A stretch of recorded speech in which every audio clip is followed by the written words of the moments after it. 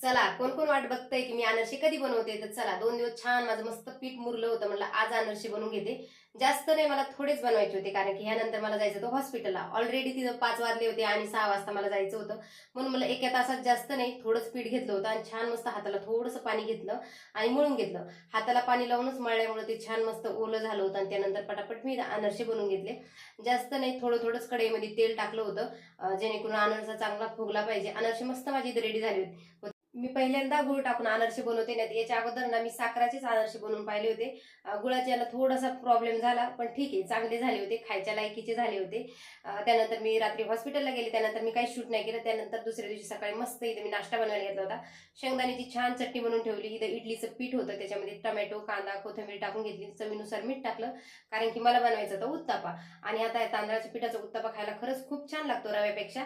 रवायचा कसा राहतो, इन्स्टंट असतो आणि ते पोरांसाठी द्यायला बरंही झटपट, पण टेस्टला ना हा त्याच्यापेक्षा भारी लागतो. इथं थोडीशी मस्त शेंगदाण्याची चटणी, त्यानंतर डोसा म्हणजे उत्तप्पा त्यांना दिलं. त्यानंतर मी बी नाश्ता केला आणि माझ्या पिल्ल्याला दिलं, तर त्याला काही खायचं नव्हतं कारण की त्याच्या आत्तूबाईने त्याला मस्त इडल्या आणून दिल्या होत्या. आणि इडल्या म्हणलं तर हा कसला मग उत्तप्पा खातो, कारण की इडली उत्तप्यापेक्षा त्याला जास्त आवडते. आणि आता छान बी बनत होता आणि पाय बी खाजत होता. काय झालं काय माहिती त्याच्या पायाला. त्यानंतर 2 वाजले होते आणि माझं सगळं काम इथं आवरलं होतं. तसं मी अर्धा स्वयंपाकाची तयारी केली होती, कारण की सकाळी नाश्ता झाला की दुपारी आपल्याला जेवण करावंच लागतं, म्हणजे स्वयंपाक बनवावा लागतो. आणि हे घरी होते म्हणून म्हटलं चला मस्त त्यांच्या आवडीचा फेवरेट वरण भातच बनवते.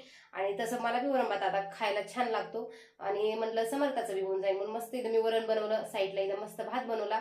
ह्या वेळेस आमचा तांदूळ चेंज झाल्यामुळे ना मी कढईत भात बनवून बघितला, कारण की कुकरमध्ये तर आणखीनच चिकट होत होता. हा तांदूळ होता इंद्रायणी. आणि पापडाचे डबे वर असले की जेव्हा श्रद्धा भेटेन टाइमवर की तेव्हाच मग मी काहीतरी तळत असते.